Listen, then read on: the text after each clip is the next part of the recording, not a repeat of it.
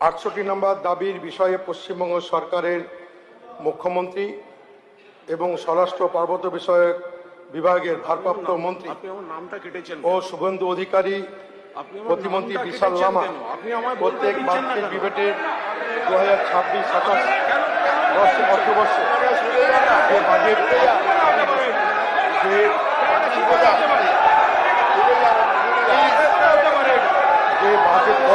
করা হয়েছে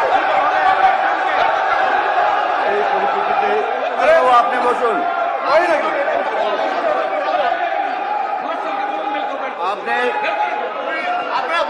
বসুন, আপনি বসুন।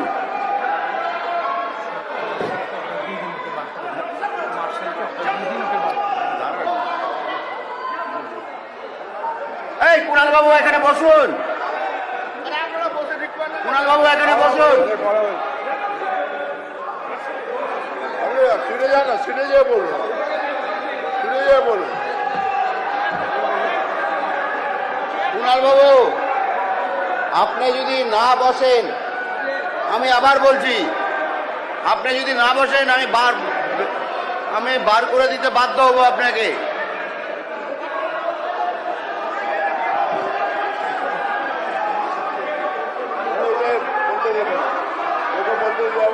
কুণাল বাবু আপনি যদি না বসেন তাহলে আমি বার করে দিব কিন্তু।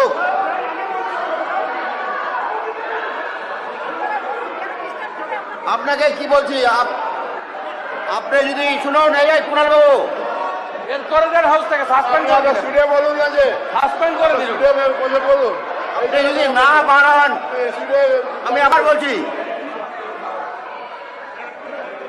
বলছি, আপনি যদি না বসেন আমি কিন্তু সাসপেন্ড করে দেবো আপনাকে।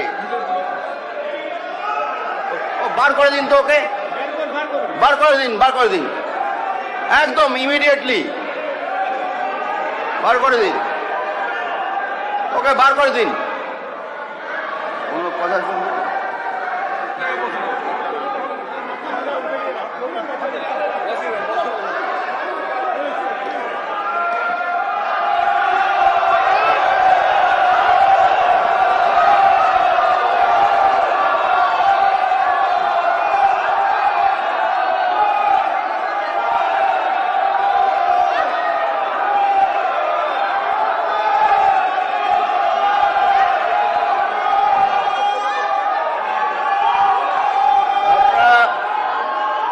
শান্ত হয়ে বসুন।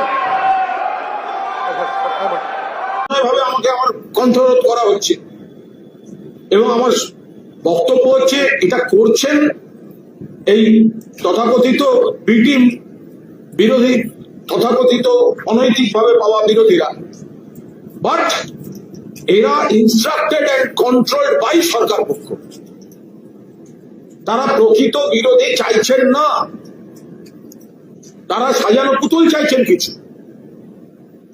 এরপর আমি নীতিগতভাবে একটা প্রতিবাদ করি, কারণ আখরুজ্জামান তিনি অপোজিশন তথাকথিত বিতর্কিত চিফ হুইপ, বাট তার হাতে ক্ষমতা দিয়ে রেখেছে স্পিকার। আমাকে বলতে দিচ্ছে না, হ্যাংলার মতো নিজে বলবে। আর ওরা কি বলবে, ওরা কি বিরোধিতা করবে? ওদের তো বসিয়েছে বিজেপি, ওদেরকে বসিয়েছেই তো বিজেপিকে যাতে বেশি আক্রমণ না করা হয়। উনি যখন বলছিলেন আমি গিয়ে বললাম আপনি আমায় বলতে দেননি কেন, আপনি কেন আমার নাম কেটেছেন? তো তখন বাকিরা এলো, স্পিকার সাহেব বলছেন আপনি জায়গায় গিয়ে বসুন। মানে এটা কি? দিনের পর দিন আমার কন্ট্রোল করা হবে, আমাকে বলতে দেওয়া হবে না। পুলিশ বাজেট আজকে আমি কত কদিন ধরে যে সন্ত্রাস চলছে সেটা আমি বলবো না?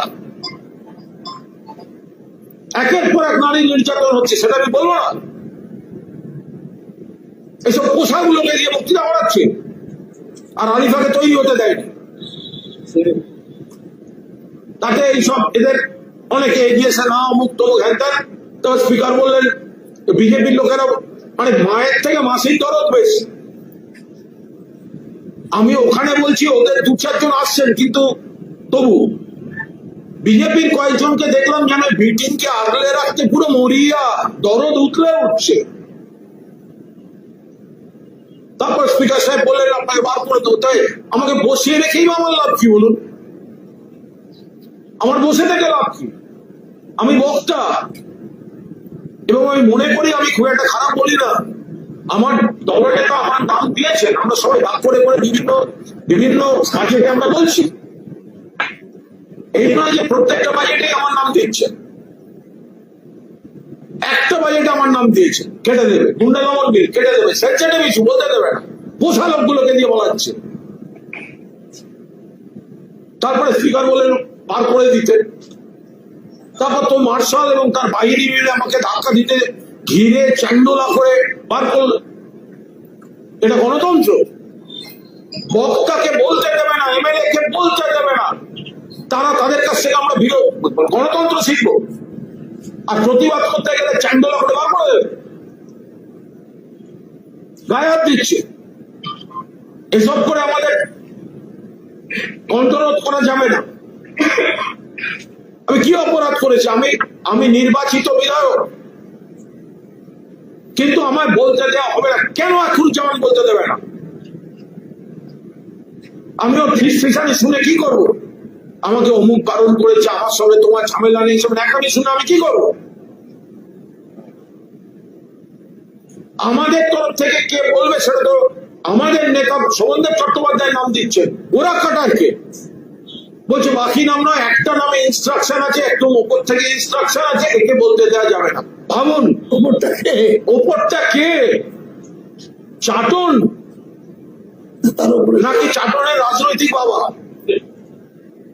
এই ওপরটা কে? ফলে আমরা এর বার করে দিয়েছে, সাসপেন্ড করেছে শুনেছি, আর আমাদের পুরো তারপর ওয়াকআউট করেছি। আমি কিন্তু এই ব্যাপারটা নিয়ে স্পিকারের কাছে গিয়েছিলাম। কেন? Speaker is the custodian of the house, সব মেম্বারের উনি কাস্টোডিয়ান। আমি বললাম স্যার আপনারই তো এটা আমাদেরকে আমাদের অধিকারটা প্রতিষ্ঠা করার ব্যাপারে আপনি তো মানে অগ্রণী ভূমিকা নেবেন। যে আমি যে নামটা দেবো সেটা তো বাইরে যেতে পারে না। সুতরাং আপনি আমাকে একটা আলাদা ব্লক দিয়েছেন, আমরা ওদের সঙ্গে বসে নেই, আলাদা ব্লক আমাদের আলাদা অস্তিত্ব।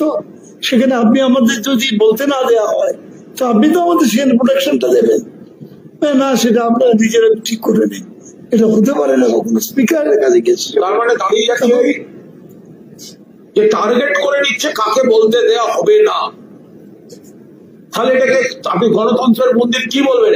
এর আগে এরকম কোন নজির আছে? বিধানসভায় এই প্রথম এই ঘটনা ঘটছে যে একজনকে টার্গেট করে নিয়ে তাকে বলতে দেওয়া হবে না। সরকার পক্ষ এবং তাদের পোষা দামি দালাল তথাকথিত বিরোধীরা হাত মিলিয়ে একজনকে বলতে দেওয়া হবে না, এবং সে প্রতিবাদ করলে তাকে মার্শাল দিয়ে হাউস থেকে বার করে দেওয়া হবে। এর তীব্র নিন্দা করছি। আর আরেকটা বিষয় বলে রাখি, মাননীয় মুখ্যমন্ত্রী পুলিশ বাজেট নিয়ে বক্তৃতা শেষ করেছেন। এটা উনি পুলিশ বাজেট নিয়ে বলেননি, ওনার বক্তৃতা শুনে মনে হলো একটা তৃণমূল বাজেট নিয়ে বলেছেন। শয়নে স্বপনে জাগরণে তৃণমূল তৃণমূল তৃণমূল তৃণমূল তৃণমূল, মনে হলো কোনো পথসভায় বক্তৃতা করছেন। এটা মুখ্যমন্ত্রীর ভাষণ নয়, এটা রাজনৈতিক প্রতিহিংসায় ভরা একটি রাজনৈতিক দলের নেতার ভাষণ। মমতা বন্দ্যোপাধ্যায় মাননীয় প্রাক্তন মুখ্যমন্ত্রী, তাকে আক্রমণ করা, আমাদের সাংসদ অভিষেক বন্দ্যোপাধ্যায়কে আক্রমণ করা, গতকাল বিজেপি স্পন্সর যে সমাবেশ হয়েছিল মেয়রে, সেটা প্লাস্টিকের চেয়ার সরকারের, আর মমতা বন্দ্যোপাধ্যায়ের নেতৃত্বে যে বিরাট সমাবেশ, সেইটা গা চলে যাচ্ছে, সেটা বেরিয়ে আসছে। কিন্তু উনি তো মুখ্যমন্ত্রীর চেয়ারে পুলিশ বাজেট বলবেন। উনি সারাক্ষণ যে শরীরী ভাষা, যে মৌখিক ভাষা, যে চিন্তা ভাবনা নিয়ে আক্রমণটা চালিয়ে গেলেন, তাতে তো দেখে মনে হচ্ছে যে হোম বাজেট নয়, এটা একটা তৃণমূল বাজেট, এটা একটা তৃণমূলের মানে স্বতন্ত্র বিষয় নিয়ে উনি বলছেন। আগাগোড়া বক্তৃতা মমতা ব্যানার্জি, তৃণমূল, সমাবেশ আর অভিষেক ব্যানার্জি। অভিষেক ব্যানার্জি এই হাউসের সদস্য নন, অথচ তাকে আক্রমণ করে বা তাকে লক্ষ্য করে যেভাবে মুখ্যমন্ত্রী ভাষণ দিয়েছেন, তো স্পিকারের তো উচিত একদিন জবাবে ভাষণ দিতে অভিষেক বন্দ্যোপাধ্যায়কে বিধানসভায় আমন্ত্রণ জানানো। এটা কোন রীতি? যে ব্যক্তি বিধানসভার মেম্বার নন, এটা কিন্তু পার্লামেন্টে একই জিনিস, সেই ব্যক্তি যিনি সদস্য নন তাকে কেন্দ্র করে বলা যায় না। কিন্তু একটা জিনিস বোঝা গেল যে বিজেপি কোনোভাবে নির্বাচন কমিশন দিয়ে ক্ষমতায় হয়তো এসছে, কিন্তু ঘুম থেকে উঠে থেকে রাতের স্বপ্ন থেকে দুঃস্বপ্ন সবটাই এখনো মমতা বন্দ্যোপাধ্যায় আর তৃণমূল কংগ্রেস কেন্দ্রিক।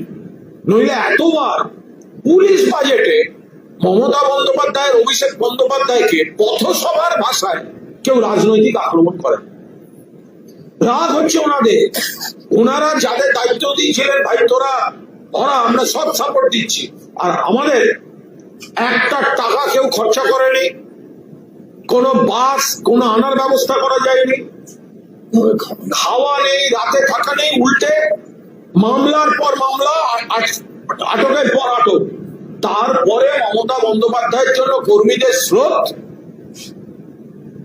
আর চাটনদের শিবির স্পন্সার্ড বাই বিজেপি।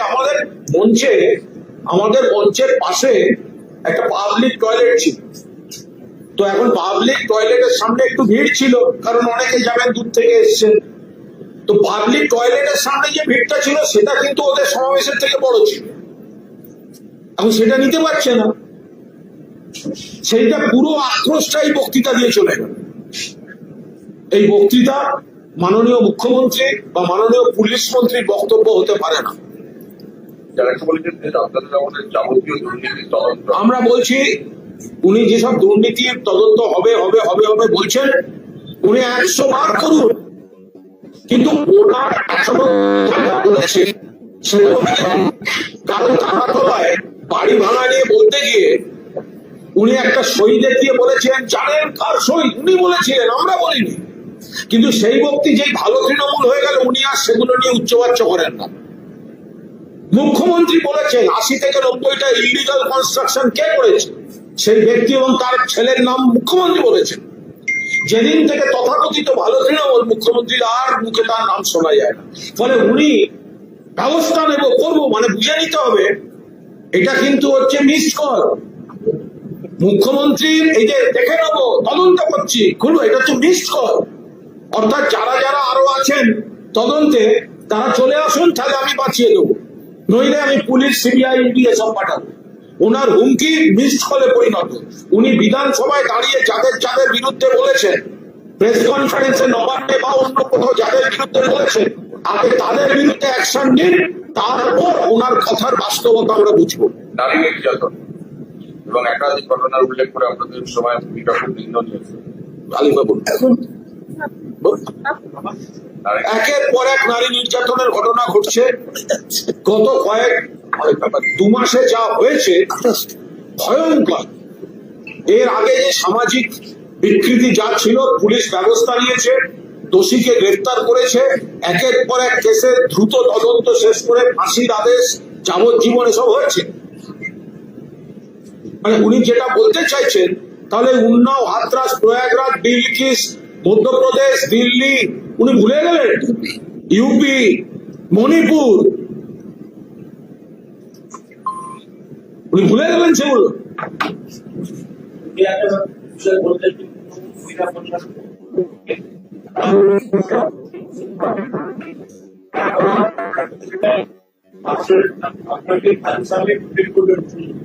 এই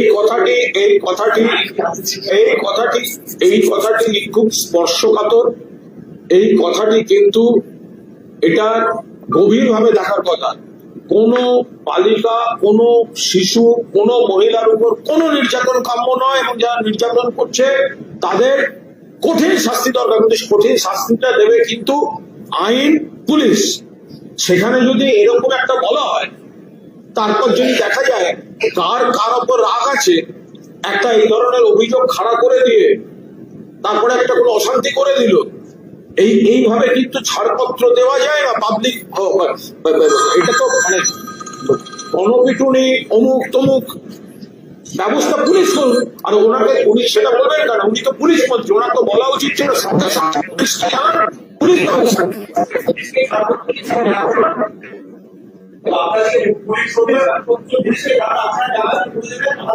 না, পুলিশকে ছাড়পত্র দিলে তো সেখানে কিছু বলার নেই। পুলিশ আইনের মতো চলুন না, কে বারণ করেছে সেটাই তো আমরা চাই। পুলিশ আইনের কথা বলুন, কিন্তু দিল্লির রাস্তায় আমাদের সোনার মেয়েরা কুস্তিগিররা রাস্তায় বসে থাকবে শ্লীলতাহানির অভিযোগ বিজেপি সাংসদ বীরভূষণের বিরুদ্ধে, আর অমিত শাহ পুলিশকে মেরে তুলে দেবে মেয়েদের, আর সেই বিজেপির মুখ্যমন্ত্রী বড় বড় কথা বলবে, সবটা একসঙ্গে চলতে পারে। এই তো ঘুরিয়ে এনকাউন্টারের কথা বলা হচ্ছে, আপনারা জাপারেন করে নিন কেন? যেটা আপনার রুল বুকে আছে, যেটা আইনে আছে, আপনি তো সেটা করবেন। আপনি দোষীকে ধরুন, আপনি চার্জশিট করুন, আপনি দ্রুত ট্রায়াল করুন এবং আপনি শাস্তি দিন। নারী নির্যাতনের কঠোরতম ব্যবস্থা নিক পুলিশ, কিন্তু সেটা আইন মাফিক নিক। বলছি, গতকাল মমতা বন্দ্যোপাধ্যায়ের সঙ্গে মোটামুটিদের পর আজকে সংসদের শ্রমিক ভট্টাচার্যকে দেখা গেছে কল্যাণ বন্দ্যোপাধ্যায়ের সঙ্গে পরিচিত হবে কথা বলছে। এগুলো কোনো কাজের কথা না, কার সঙ্গে কাটছে না। শুনুন, আমি আপনার একটা কথা বলি, আপনাদের কালকে সময় সুযোগ হয়নি, আমি জানি আপনাদের সময় সুযোগ হয়নি। আমাদের সমাবেশটার জনগণ কতটা ছিল সেটা দেখাবার সময় সুযোগ আপনাদের হয়নি। আপনারা কল্যাণ বন্দ্যোপাধ্যায়ের একটা বা দুটো কি বক্তব্য সেইটা দেখাবার সময় সুযোগ নিয়ে আপনারা ব্যস্ত, সেটা আপনাদের প্রবলেম। কিন্তু কল্যাণ বন্দ্যোপাধ্যায়ের দুটো কথা, এক হচ্ছে তৃণমূলে আছি, মমতা দিকে ছেড়ে যাব না, আমি ওই 60 জন আর 20 জনের মধ্যে আমি পড়ি না। এর বাইরে একজন সিনিয়র সাংসদ, সিনিয়র নেতা কখন কোন মুডে কি একটা দুটো বলে ফেলেছে কি বলেনি, তিনি আমাদের তৃণমূল পরিবারের একজন অন্যতম সম্পদ, মমতাদির দীর্ঘদিনের সাথী। ফলে সাদা কাগজ দিন, সই করে দিচ্ছি, কল্যাণ বন্দ্যোপাধ্যায় তৃণমূল কংগ্রেস ছেড়ে মমতাদিকে ছেড়ে কোথাও যাচ্ছে। আমার ওখানে বসেই বলেছে, ওদের বেঞ্চে বসে জাভেদ খান আমায় বললেন আপনি এদিকে চলে আসুন, আপনার বলার প্রবলেম হবে না। পাশে বসেছিলেন ফিরাদ হাকিম, পাশে বসেছিলেন আকিরুজ্জামান, কিছুটা অংশ শোভন রায়ের পাশ থেকে শুনতে পাচ্ছি।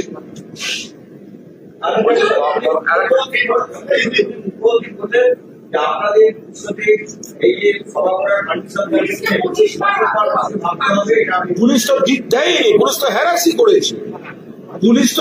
করেছে, পুলিশ তো দেয়নি। আমাদের পারমিশন তো দিয়েছে কোর্ট, এবং এটা মাথায় রাখবেন, ভিক্টোরিয়া হাউসের সামনে মূল মঞ্চ, সেখান থেকে ট্রাম লাইনের ডিফারেন্স হচ্ছে 100 মিটার, 100 মিটার এই লম্বাটা। আর কাল যেখানে মঞ্চ ছিল আর যেখানে তারামণ্ডল, এটা 350 মিটার। ফলে মাথায় রাখবেন, সবার সামনে কতজন, পেছনে কতজন। আমরা আদালতের রায় মেনেই করেছি, কিন্তু আমরা আদালতের রায় মানলেও আদালতকেও তো জনতার আদালতের রায়টাকেও মনে রাখতে হবে। আমরা তো নিয়ম মেনেই সংখ্যা বেঁধে রাখতে চেয়েছি, কিন্তু মানুষ যদি চলে আসেন তখন আমরা কি করবো? তখন পুলিশের কাজ করবো। অভিষেক বন্দ্যোপাধ্যায় পদত্যাগের একটা মানহানির নোটিশ দিয়েছেন এবং তার জন্য মদন মিত্র বা তৃণমূলের বিরুদ্ধেও অনেক কথা বলছেন। এই যে মানহানির নোটিশ, দেখুন, মদন মিত্রকে নিয়ে কোনো বাড়তি কথা বলতে চাই না, কারণ মদন মিত্র যা বক্তব্য সেটা হচ্ছে মদন মিত্র স্ত্রীকে ইডি চিঠি যাওয়ার পর। ফলে মদন মিত্র যা পারেন বলে যান, ওটাকে আমরা ধরে নিচ্ছি ইডির চিঠির অ্যানেক্স চাই,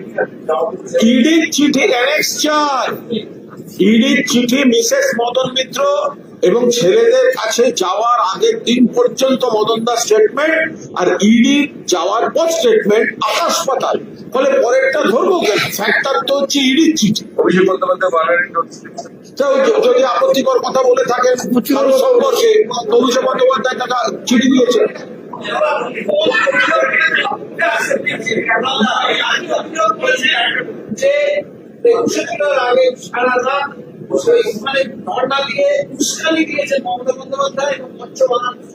মুখ্যমন্ত্রী 21শে জুলাইয়ের আগের রাত সম্পর্কে সম্পূর্ণ ভিত্তিহীন বিকৃত স্টেটমেন্ট দিয়েছেন। সেদিন মমতা বন্দ্যোপাধ্যায় ওখানে গেছিলেন, ওই হামলা হয়ে যাওয়ার পর পুলিশ সবাই জানে যে কোন বাহিনী এসে হামলা করেছিল, ওনার উচিত ছিল তাদেরকে অ্যারেস্ট করানো। শুধু তাই নয়, সেদিন বেছে বেছে অনেকের বাড়ি পর্যন্ত হামলা হয়েছে। আমার বাড়িতে লোক গেছিল, সে বাহিনী কারা গেছিল সে আমি জানি। আমি সঙ্গে সঙ্গে এক্স স্যান্ডেলও কলকাতা পুলিশকে ট্যাগ করে পোস্ট করেছি।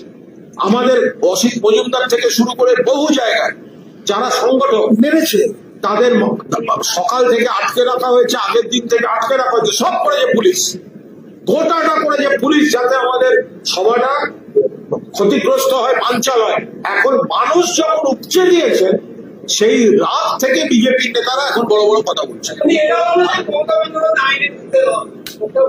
উনি কেউই নয়, উনিও নয়, কেউই নয়। अच्छा एक मिनट बोले राखी, देखिए आज असेंबली में हमको वो मार्शल देकर हमको पुश करके चैंगुलर हिंदी हम जानी ना, हमको उठाकर